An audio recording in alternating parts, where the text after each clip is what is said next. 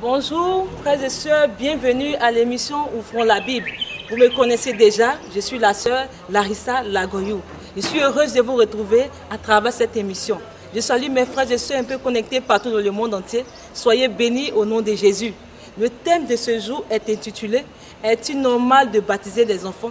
Qu'est-ce que c'est que le baptême de Jean-Baptiste? Frères et sœurs, on va ouvrir la Bible. On va comprendre ce que la Bible dit au sujet de ce thème. Alors, ouvrons donc la Bible. Alléluia, bienvenue une fois de plus à l'émission Ouvrons la Bible. Vous êtes de plus en plus nombreux à vous connecter, à nous suivre sur Facebook, sur Bado. Vous êtes nombreux à poser des préoccupations, à poser des questions à la sœur Larissa Lagoyou, l'animatrice de l'émission Ouvrons la Bible. Soyez bénis dans le nom de Jésus-Christ. Et nous sommes toujours fidèles au principe de cette émission. Pour faire cette émission, nous le répétons et nous ne cesserons de le répéter, nous utilisons en témoignage 5 Bibles. Il faut dire 5 avec moi, 5 Bibles. La Bible dit, selon la Torah, l'Ancien Testament, la Bible dit que le témoignage de 2-3 personnes atteste la vérité. Nous avons, pour faire cette émission, la Bible Torah catholique. Nous avons la Bible Parole de vie catholique.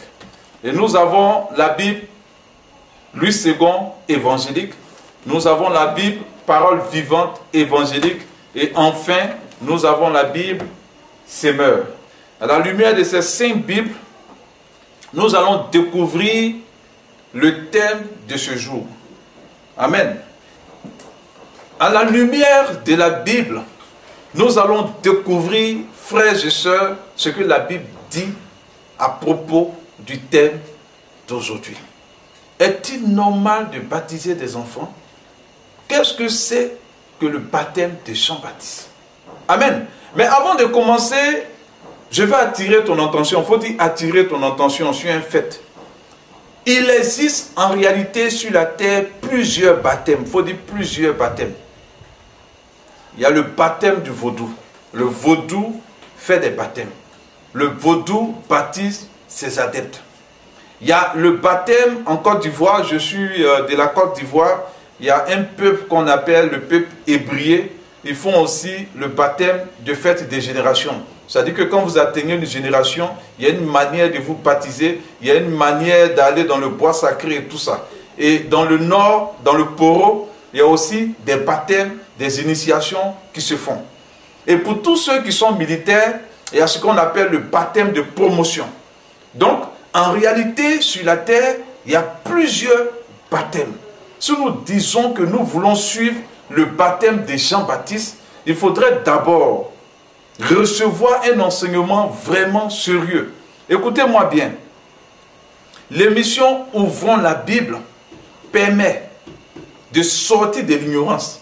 Alors, frères et sœurs, si nous voulons nous faire baptiser, nous ne disons pas que nous voulons faire le baptême du vaudou. Nous ne disons pas que nous voulons, c'est parce que nous sommes militaires que nous voulons faire le baptême de promotion. Nous ne voulons pas non plus faire le baptême des hébriés. C'est-à-dire que les fêtes des générations ont des baptêmes.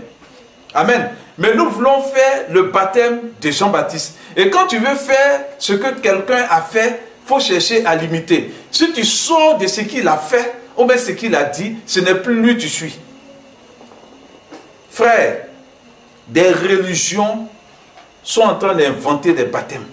Si nous disons être des chrétiens et que nous voulons faire le baptême de Jean-Baptiste ensemble en tant que chrétiens, nous allons d'abord découvrir qui est Jean-Baptiste, c'est-à-dire que connaître le personnage de Jean-Baptiste. Parce qu'avant d'imiter quelqu'un, il faut connaître réellement cette personne. Amen. Et nous allons rentrer dans la Bible. C'est la Bible qui va nous démontrer le personnage, qui va nous expliquer qui il est. Et tu vas prendre avec moi Luc chapitre 1, versets 5 à 17. Et là, je lis Luc chapitre 1, versets 5 à 17. On va lire ensemble Luc chapitre 1, versets 5 à 17. Du temps d'Hérode, roi de Judée, il avait un sacrificateur nommé Zacharia de la classe d'Abia. sa femme était d'entre les filles d'Aaron, et elle s'appelait Élisabeth. Tous deux étaient justes devant Dieu, observant d'une manière irréprochable. Parce que la Bible attire d'abord notre attention. La Bible dit qu'ils étaient tous deux justes devant Dieu. Ils observaient d'une manière irréprochable tous les commandements et toutes les ordonnances du Seigneur. Et nous sommes arrivés à une période où les gens ne cherchent plus à observer de façon irréprochable les ordonnances prescrites par la Bible, mais ils veulent adapter la Bible à leur époque. Or, la Bible n'a jamais changé. Les époques sont passées, mais la Bible a toujours été d'actualité.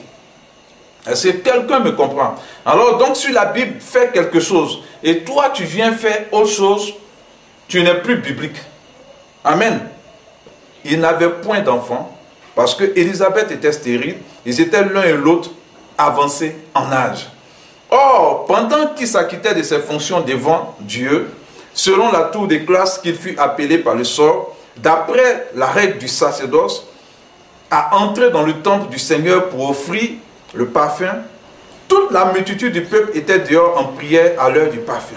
Alors un ange du Seigneur apparut à Zacharie, et se tint debout à droite de l'autel des parfums. Zacharie fut troublé en le voyant, et la frayeur s'empara de lui. Mais l'ange lui dit, « Ne crains point, Zacharie, car ta prière a été exaucée. Ta femme Élisabeth t'enfantera un fils, et tu lui donneras le nom de Jean. Il sera pour toi un sujet de joie et d'allégresse, et plusieurs se réjouiront à sa naissance. » Amen. Et donc, selon la Bible, et nous venons de lire la version Louis II. Pour tous ceux qui nous suivent, c'est la version Louis II que nous venons de lire. Le père, selon la Bible, le père de Jean qui baptisait, s'appelait Zacharie. Il était sacrificateur et sa mère s'appelait Élisabeth. Elle était descendante d'Aaron. Amen. Elle était descendante d'Aaron. Donc, on va à l'origine de celui qui a baptisé pour savoir qui il est, son origine. Amen. Et donc, sa maman était stérile et c'est un ange même qui est apparu pour dire qu'elle va enfanter et il va s'appeler Jean. Amen. Il va s'appeler Jean. Et on va toujours rentrer dans la Bible. La Bible est intéressante. On va toujours découvrir dans la Bible le personnage des gens. On est toujours sur la biographie des gens. Mais cette fois-ci, on va nous décrire Jean lui-même. Amen. On va prendre toujours dans Louis II, Matthieu 3, versets 1 à 6. En ce temps-là, parut Jean Baptiste, prêchant dans le désert de Judée. Il disait, répentez-vous car le royaume des cieux est proche. Jean est celui qui avait été annoncé par Ésaïe, le prophète, lorsqu'il dit, c'est ici la voix de celui qui crie dans le désert, préparez le chemin du Seigneur, aplanissez ses sentiers. Jean avait un vêtement de poil de chameau et une ceinture de cuir autour des reins. Il se nourrissait des sauterelles et des miels sauvages. Les habitants de Jérusalem, de toute la Judée, de tous les pays de l'environ du Jourdain, se rendaient auprès de lui et confessant leurs péchés, ils se faisaient baptiser par lui dans le fleuve du Jourdain. Frère, je veux attirer ton attention sur un fait. La Bible nous dit dans le livre de Matthieu 3, à partir du verset 5, les habitants de Jérusalem, écoute bien, les habitants de Jérusalem, il faut dire Jérusalem, de toute la Judée, de tous les pays des environs du Jourdain, se rendaient auprès de lui. Et confessant leurs péchés, ils se faisaient baptiser par lui dans le Jourdain. Précision, ils venaient confesser leurs péchés. Et le thème de ce jour, c'est est-il normal de baptiser les enfants? Primo, un enfant n'est pas souverain, il faut dire souverain. À partir d'un certain âge, tu deviens souverain, tu deviens maître de toi-même, tu as la capacité de prendre des décisions. Amen. En réalité, frères et sœurs, voilà où le thème a son sens. Parce que nous sommes nombreux qui faisons baptiser nos enfants dans des églises, dans des religions et tout ça. Nous sommes vraiment nombreux. Et même il y a des grandes fêtes qui sont organisées. On loue des baffes, on loue des sonos, on met une musique pas possible, on dépense des sommes importantes pour le baptême de cet enfant. Ok. Un enfant d'abord, il n'est pas maître de lui-même. Voilà pourquoi on dit de lui qu'il est enfant. Un enfant n'est pas maître de lui-même. Un enfant n'a pas de péché. Un enfant n'a pas de péché. On commence à pécher lorsqu'on a la connaissance du bien et du mal. Donc, c'est une étape de l'évolution humaine qui t'amène à connaître maintenant le bien et le mal.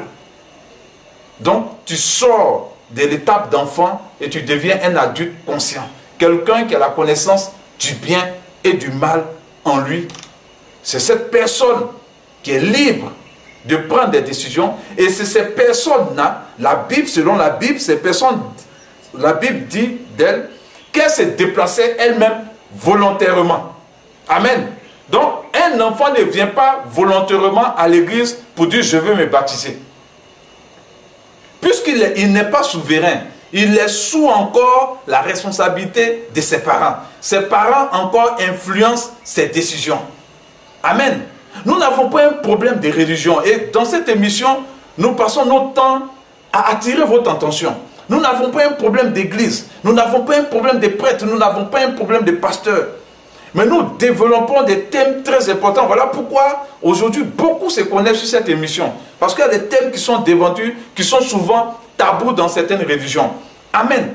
D'abord, tu peux être sincère dans ta manière de pratiquer la religion, de ta manière de suivre Dieu, et puis te tromper sincèrement. Tu peux faire des baptêmes. On ne te dit pas de faire des baptêmes. Mais sache que si tu baptises un enfant, ce n'est plus le baptême de Jean-Baptiste que tu fais. Ce n'est plus le baptême selon la Bible que tu es en train de faire. Pourquoi? Premier élément, on vient de t'expliquer que pour se faire baptiser, il faut d'abord être souverain. Il faut dire souverain. Un souverain, c'est quelqu'un qui est responsable de lui-même, qui est responsable de ses actes, qui prend des décisions sans être influencé. Ça, c'est un. Et le Jean-Baptiste qu'on vient de nous décrire, baptisait pas les enfants. Il n'a jamais baptisé un enfant. Quand tu prends toute la Bible jusqu'à Apocalypse, de Genèse jusqu'à Apocalypse, Jean-Baptiste n'a pas baptisé d'enfant. Donc, ce baptême que tu veux faire ne vient pas de Jean-Baptiste. Ça, c'est un. De deux, la Bible dit les habitants de Jérusalem, de toute la Judée, se déplaçaient pour venir devant Jean-Baptiste. Eux-mêmes, ils confessaient leurs péchés. Et ils se faisaient baptiser dans le Jourdain. Eux-mêmes, ils confessaient leurs péchés. Mais dis-moi, quand tu envoies un enfant devant un prêtre ou même devant un pasteur, quand tu regardes l'enfant, même à qui on fait le baptême, tu es conscient que l'enfant n'a rien à dire. Parce que l'enfant n'a pas de péché. Frère, je veux attirer ton attention sur ce qui s'est fait aujourd'hui dans nos églises et ce que la Bible dit. Nous avons baptisé. Même des nouveau-nés se font baptiser. Un nouveau-né ne parle pas. Il n'a pas de péché à confesser. Même un enfant normal n'a pas de péché à confesser. Frère, nous sommes allés dans les églises.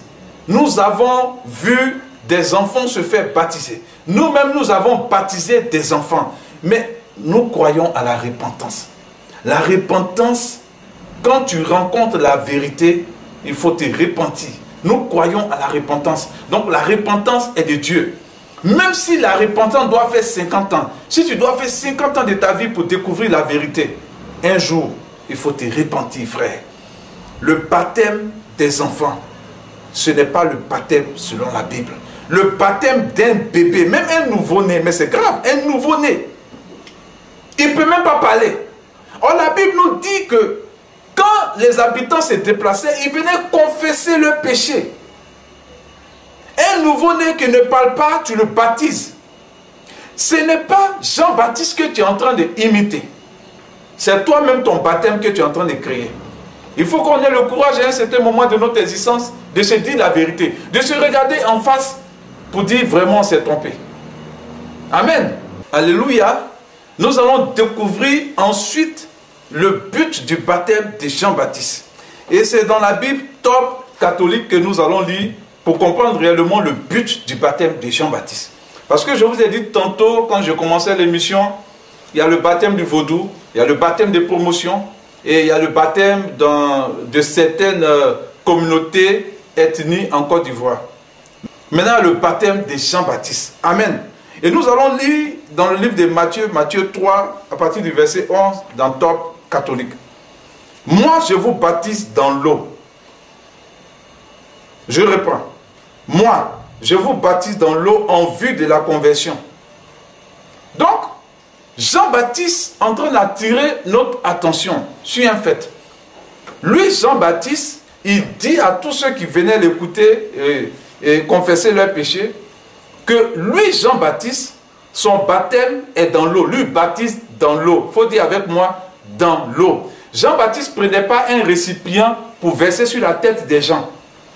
Il baptisait les gens par immersion. Il faut dire immersion. Donc je vous ai dit tantôt, et il faut qu'on soit sérieux à un certain moment de notre vie.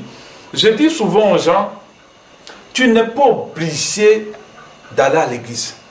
Tu n'es pas obligé d'imiter Paul en faisant un vœu de chasteté et puis la nuit tu allais chercher les femmes. Tu n'es pas obligé d'imiter Jean-Baptiste. Tu n'es pas obligé de te faire baptiser. Mais si tu veux te faire baptiser, alors commence, si c'est le baptême de la Bible que tu veux faire, si c'est le baptême selon la Bible que tu veux faire, parce qu'il y a plusieurs baptêmes. Mais si c'est le baptême des gens, sache que d'abord, il n'a jamais baptisé un bébé. Dans le baptême des bébés qui ne sont pas souverains ne concerne pas le baptême de Jean-Baptiste. Donc c'est un baptême qui ne devait pas se faire à l'église. Il y a des choses qui se font à l'église, mais moi ça ne m'étonne pas. Toi ça peut te choquer, toi ça peut t'étonner. Parce que la Bible a dit quoi? Dans les derniers temps, les hommes vont laisser la sainte doctrine. Et quand vous allez voir l'abomination de la désolation s'établit en lieu saint, c'est-à-dire que c'est à l'église maintenant, on vient faire ce qu'on faisait dans nos coutumes, dans nos traditions.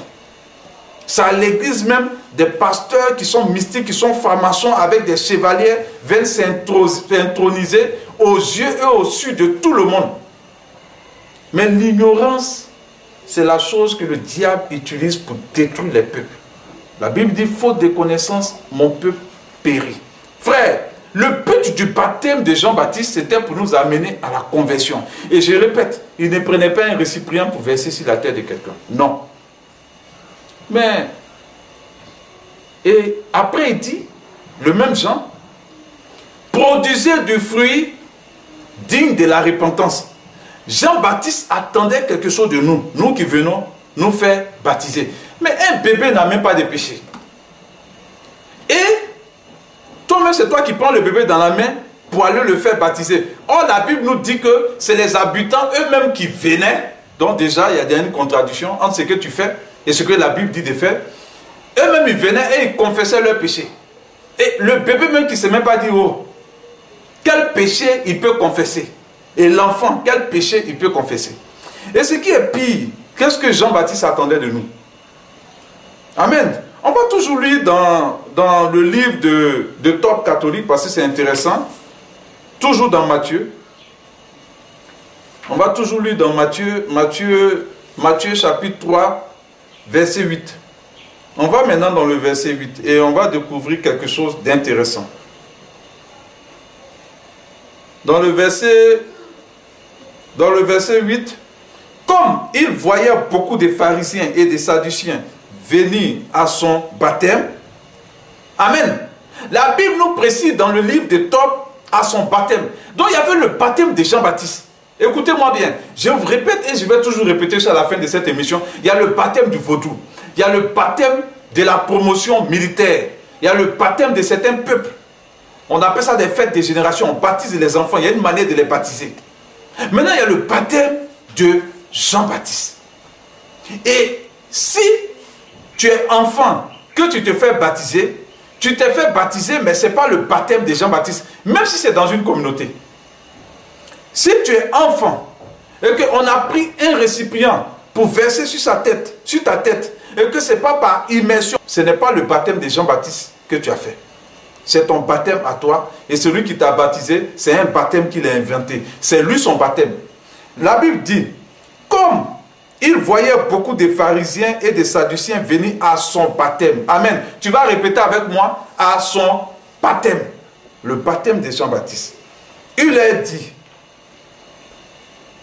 race de vipères, qui vous a montré le moyen d'échapper à la colère qui vient?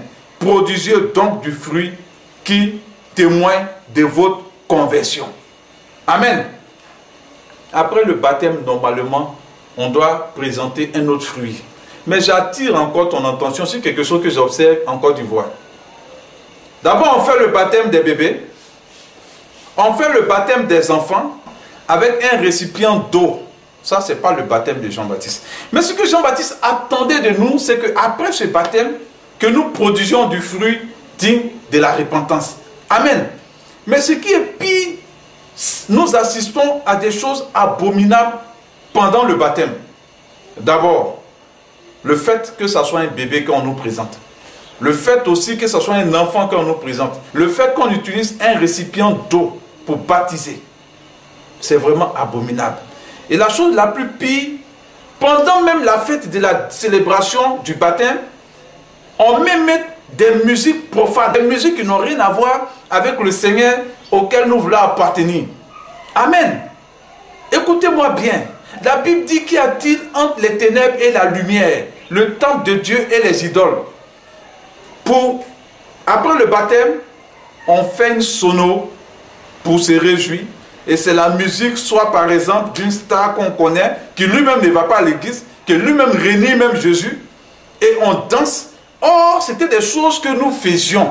Et c'est à cause de ces choses que Jean-Baptiste nous appelle à la repentance. Or, Jean-Baptiste nous dit, produisez maintenant des fruits dignes de la repentance. Et quand tu parles, on dit, non, tu es trop cartésien. Mais regardez bien les mystiques. Ils sont honnêtes. Ils sont honnêtes dans leur vie, dans ce qu'ils font. Tu les invites à l'église, ils ne vont pas. Tu mets une musique chrétienne, ça ne les intéresse pas. Tu comprends un peu? Mais nous avons un problème, ceci est présent. On va continuer. Donc on a découvert que voilà ce que Jean-Baptiste attend de nous. Lorsqu'on s'est fait baptiser, Jean attend de nous que nous changions de vie, que nous nous convertissions. Donc après mon baptême, je ne vais pas donner rendez-vous à ma copine dans un hôtel. Frère, je n'exagère pas, ça s'est fait. Je vis en Côte d'Ivoire, la Bible dit vous serez témoin, ça s'est fait. Après ton baptême, ce n'est pas des bières pour te saouler et on transforme des gens qui sont ivres. Or, on te transportait ivre avant ton baptême. Le baptême fini, on continue de te transporter ivre. Ce n'est pas le baptême de Jean-Baptiste que tu es venu faire. Voilà pourquoi justement Jean-Baptiste faisait des reproches à des gens. Vous venez vous faire baptiser par moi, mais votre vie ne témoigne pas ce baptême. Donc au fait, vous êtes une race de vipères. Produisez maintenant du fruit digne de la repentance. Amen. Qu'est-ce que c'est que la conversion? Parce que Jean-Baptiste avait un but. Son but, c'est que nous nous convertissions. Amen. Donc qu'est-ce que c'est que la conversion? La conversion, comme je le disais tantôt, la Bible est tellement intéressante. On va rentrer encore dans la Bible et on va prendre Louis II, la version Louis II. 2 Corinthiens 5, verset 17. Tu vas prendre avec moi 2 Corinthiens 5, verset 17. 2 Corinthiens 5, verset 17. Amen. 2 Corinthiens 5, verset 17 dit, si quelqu'un est en Christ, il est une nouvelle créature. Les choses anciennes sont passées, voici toutes choses sont devenues nouvelles. Et cela vient de Dieu. Quand tu regardes, tu t'es fait baptiser. D'abord même, tu baptises les bébés. Honte à toi, ce n'est pas biblique. C'est un baptême, mais ce n'est pas biblique. Tu baptises les enfants. Honte à toi, c'est un baptême, mais ce n'est pas biblique. Tu prends un récipient d'eau pour verser sur la tête des gens. C'est un baptême, mais ce n'est pas biblique. Jean-Baptiste a précisé dans la Bible top catholique, moi je vous baptise dans l'eau. Je vous baptise dans l'eau. Et on explique la conversion, la Bible dit si quelqu'un est en Christ, il est une nouvelle créature. Quand tu vois, tu cherchais femme avant ton baptême. Quand on voit ta nature, rien n'a changé. Tu draguais toutes les femmes avant de te faire baptiser. Tu finis de te faire baptiser, tu continues de draguer toutes les femmes. Tu étais un soulard. Pendant ton baptême, c'est la bière, c'est le vin que tu mets. Au fait, soit tu te moques de toi-même, soit tu te moques du baptême de Jean-Baptiste. Tu es une femme. Tu étais dans les histoires de copains. Tu étais dans la débauche. Tu étais dans toutes sortes de choses. Et tu as pris la décision de partir à l'église. Je vous ai dit, Jésus a dit, venez à moi, vous tous qui êtes fatigués. Si tu n'es pas encore fatigué, pardon, reste à la maison. Tu as pris la décision de venir à l'église pour te faire baptiser. Et après ton baptême, tu es toujours dans les copains. Qu'est-ce qui a changé en toi? Sœur, je crois en la repentance. Repentons-nous, c'est important. Vous êtes un couple. La Bible dit l'erreur est humaine. C'est à cause qu'on est humain. Tu peux être sincère dans ce que tu fais et puis te tromper sincèrement. Si tu avais pour habitude de baptiser tes enfants, tes nouveau-nés, tu es sincère dans ta conception de la religion.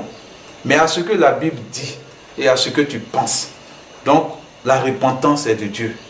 Si tu as déjà fait cette erreur, commence maintenant à te repentir. Ne fais plus encore cette erreur. Frère, c'est pour attirer ton attention. Amen. Aujourd'hui, quand on parle de jugement. Non. Nous ne sommes même pas au stade de jugement. C'est le Seigneur qui va juger tout le monde. Mais la Bible nous avertit sur le jugement déjà. La grâce est déjà un jugement. Amen. Et nous sommes déjà jugés. Que tu le veuilles lui ou non, on est déjà jugés. Amen. Et je vais encore attirer votre attention. Même dans le désert, il faut toujours suivre le baptême de Jean-Baptiste. Il n'y a pas un point d'eau. Et ça se trouve dans le livre des Actes des Apôtres. C'est-à-dire que si vous vous retrouvez dans le désert et que vous voulez vous faire baptiser, si vous prenez un récipient, même dans le désert, si vous prenez un récipient pour vous faire baptiser, ce n'est pas le baptême de Jean-Baptiste. C'est un baptême, mais ce n'est pas le baptême de Jean-Baptiste. Parce que le baptême de Jean-Baptiste, je répète, c'est par immersion. Amen. Jean-Baptiste dit, je vous baptise dans l'eau. Dans l'eau. Il faut toujours préciser ça, c'est important, dans l'eau. Nous allons prendre acte. La Bible est intéressante. Tous les exemples que nous vivons, les gens ont déjà vécu ces exemples dans la Bible. Amen. Nous allons découvrir que même étant dans le désert, toi, tu peux faire le baptême de Jean-Baptiste. Moi, je peux faire le baptême de Jean-Baptiste. Si c'est le baptême de Jean-Baptiste que je veux réellement faire. Parce que j'ai dit, il y a plusieurs baptêmes. Il y a les baptêmes de promotion et les baptêmes du vaudou. Et je t'assure que le frère Philippe, qui a croisé l'eunuque d'Éthiopie dans le désert, il partait faire son culte, il partait louer Dieu, adorer Dieu. Il avait la nourriture parce qu'il fallait quitter une distance pour atteindre une autre distance et traverser le Jourdain. Et il avait un gourdin, c'est un gourdin. Il avait un gourdin dans sa main où il y avait de l'eau. C'est-à-dire que pour boire. Amen. Et Philippe, l'eunuque, Philippe n'a pas pris le gourdin rempli d'eau pour verser sur la tête de l'eunuque pour le baptiser. Pourquoi? Parce que Philippe voulait faire le baptême de Jean-Baptiste. Et il y a plusieurs années entre Jean-Baptiste et Philippe. Amen. Il y a plusieurs années entre Jean-Baptiste quand il a commencé à baptiser et Philippe, le juif, voulait baptiser l'eunuque d'Éthiopie. Mais nous allons lire dans la Bible parce que l'émission c'est Ouvrons la Bible. Donc à la lumière de la Bible, qu'est-ce qui s'est passé dans ce désert? Acte 8, verset 34. L'eunuque dit à Philippe, je t'ai pris. De qui le prophète parle-t-il ainsi? Est-ce de lui-même ou de quelqu'un d'autre? Alors Philippe, ouvrant la bouche et commençant par ce message, lui annonça la bonne nouvelle de Jésus-Christ. Comme ils continuaient leur chemin, ils rencontraient de l'eau. Il faut dire, ils rencontraient de l'eau. Et l'eunuque dit, voici de l'eau. Qu'est-ce qui m'empêche que je ne sois baptisé? Philippe dit, si tu crois de tout ton cœur, cela est possible. L'eunuque répondit, je crois que Jésus-Christ est le Fils de Dieu. Il fit arrêter le char. Il faut dire char. Dans le char, il y avait la nourriture. Parce que pour traverser un désert, pour quitter l'Éthiopie, pour venir en Israël, c'est des semaines et c'est des mois de route. Donc ils ont la nourriture, ils ont un peu d'eau sur eux pour boire, pour se désaltérer. Il fit arrêter le char. Philippe et l'eunuque descendirent tous deux dans l'eau. Oh frère, sois béni ce matin pour toi qui écoutes, pour toi qui suis l'émission. Il descendit dans l'eau. Il n'a pas pris un récipient, ou bien il n'a pas pris le gourdin d'eau qu'il a pris, que l'eunuque avait sur lui pour verser sur sur l'eunuque pour le baptiser. Non, il voulait faire le baptême, il voulait faire le baptême de Jean-Baptiste. Donc le baptême de Jean-Baptiste est possible de siècle en siècle. C'est une question de volonté. Est-ce que c'est le baptême de Jean-Baptiste que nous voulons faire ou nous voulons imaginer nous-mêmes un nouveau type de baptême? Pardonnez. Soit suivez le vaudou, vous allez faire son baptême. Suivez les militaires, il y a le baptême de promotion. Mais si vous voulez faire le baptême de Jean-Baptiste, alors c'est par immersion et Jean-Baptiste n'a pas baptisé des enfants. On va se séparer sur ce point. Soyez bénis. Nous sommes toujours connectés à l'émission Ouvrons la Bible.